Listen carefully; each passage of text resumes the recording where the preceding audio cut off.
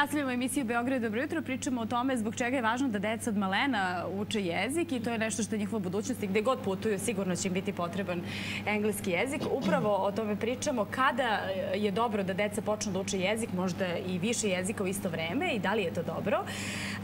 Naše gošće su Helen Doron, idejni tvorac i osnivač kompanije Helen Doron. Dobro jutro, good morning, welcome. Tatjana Petković, master franšizer Helen Doron metode za Srbiju. Dobro jutro i dobro nam došli. I Jelena Savić koja će nam pomoći kod prevođenja. Dobro jutro i vama i dobro nam došli. Helen, ova škola postoji u Beogradu i u Srbiji već 15 godina, što pokazuje da je to jedna tradicija već i mnogo dece naše uči kod vas. Kažu da je jako dobar program, da se sve radi kroz igru. Mene interesuje kako ste došli do kreiranja takvog jednog programa za učenje engleskog jezika za najmlađe. 30 years ago, when my daughter was 4 years old, I have 3 children, we went to learn the violin, Suzuki method, in which you learn to play by hearing, not by reading notes.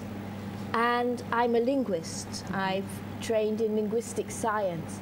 And I realized that this same method could be applied to children learning language, and it was needed because language was taught with reading and writing, and language is not reading and writing. Language is understanding and speaking. Pre 30 godina, kada je njena najstarija ćerka imala 4 godine, učila je da svira violinu po Suzuki metodu. Suzuki metod je metod koji podučava decu sviranju po sluhu bez pisanja i čitanja nota. A pošto je Helen lingvista, ona je odmah shvatila da taj isti metod može da se primeni na učenje jezika, jer je bit, suština jezika je govor i razumevanje, a ne čitanje i pisanje. Tako je, da kada razumemo suštinu, onda nam sve bude i lakše, a vrlo je važno da tu suštinu shvatimo od samog početka, kako rekao smo, kroz igru i muziku. Vi ste ovdje doneli jednu knjigu, a to je muzika jezika. Kako je to usklađeno uopšte sa Helen Doron metodologijom? Kako to izgleda u praksi? The Music of Language is the name of the book I wrote about the methodology and how it grew. The methodology is studied in universities around the world. It's famous today, and our specially trained teachers are trained in this methodology, which is seen as the highest standard of teaching for young children, although we teach from age 3 months to 19 years. And it was called the Music of Language because Dr. Suzuki said that he was teaching the language of music. And I said, aha, we need to teach the music of language. Yes. And that is why, because it's a mother tongue method of learning language with the children. They hear it in the background twice a day while eating, playing, going to sleep. And when they arrive in the lesson, they know it all. So they learn really fast, really naturally. And our trained teachers give them the meaning level of how to do this. Čuli smo 3 meseca već može da se uči, a kroz muziku sve lakše, je li tako? Da. Ime knjige koju je Helen napisala o metodu koju je ona osmislila je muzika jezika, dok je dr. Suzuki podučavao jezik muzike.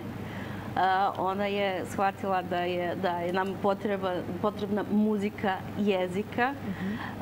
Tako da je stvorila metod koji je danas vrlo poznat u celom svetu. Čak se proučava na fakultetima, na univerzitetima širom sveta kao vrlo uspešan metod. Svi naši tičeri su obučeni za rad po tom metodu koji pokriva uzrast dece od 3 meseca do 19 godina. Znači, vrlo je širok.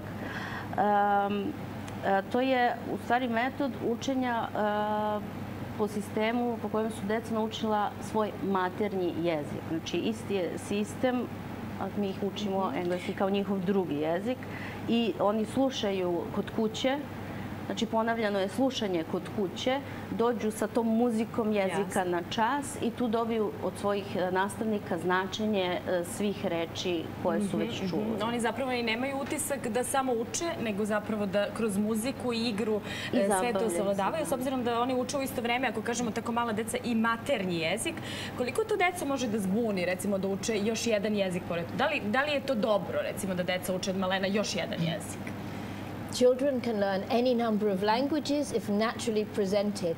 There are 6,000 languages in the world. There are 200 countries. Do your mathematics. Most children speak 3 or 4 or 5 languages. It's just in Europe that they speak one language. Yes. It's quite rare. So for children here to learn 2 languages, Serbian and English, it's really quite simple and rather basic. And we present it in the most natural, easy way with year after year of learning materials of the very highest standard. Yeah, it's easier when you're young, jel? Da, znači da deca mogu da nauče bilo koji broj jezika dok su mala. Postoji 6.000 jezika u svetu, a 200 zemalja. Znači, možemo da zaključimo da većina dece u svetu već govori nekoliko jezika od malena. U Evropi je možda to manje, ali većina njih govori više jezika zato što ih nauče na prirodan način od malena. Znači, sva deca mogu da nauče ovo što naša deca sada govore srpski i engleski, to je za njih vrlo prirodno i lako. Da, to govori 15 godina iskustva. 15 godina u Srbiji, sada je već ove godine jubilej, jel? Zbog toga je, pretpostavljam, Helen i ovde. Kakvi su planovi sada, kako ćete obeležiti jubilej učenje po ovom sistemu? Pa, prvi plan koji imamo jeste da povodom 15 godina rada 40 dece iz hraniteljskih porodica ove godine primimo u naše centre i da dobiju besplatnu godinu školovanja zajedno sa svim pratećim materijalima. Pošto 20 centara ima u Srbiji, znači svaki centar će ugostiti po 2 dece tokom cele školske godine, a onda za dalje ćemo već da vidimo. Da, to su lepe vesti. Druga akcija, s obzirom na zbivanja u našoj zemlji i poplave koje smo imali, mi smo rešili da našu proslavu povodom 15 godina rada, koja će biti 1. juna u Sava centru, posvetimo prikupljanju novčane pomoći za nastradale od poplava u saradnji sa humanitarnom organizacijom Novi Beograd i toj akciji se vrlo velikodušno priključuje gospođa Helen Doran koja će takođe donirati iznos u tu svrhu. Znači 1. juna, to je sutra u Sava centru? 1. juna u nedelju u Sava centru, u 11 sati počinje akcija i program i kompletna humanitarna akcija će se nastaviti za početak do kraja školske godine u svim centrima, tako da pozivamo sve koji žele da se priključe, posete najbliži centar i doniraju tamo u posebno namenjene kutije. Lepo, pozivamo sve da u nedelju budu u Sava centru. Thank you for helping Serbia and thank you for visiting us for second time. Hope you have a good time here in Belgrade. Thank you very much. It's always very welcoming here. Thank you. Hvala na gostovanju svima. Hvala vama.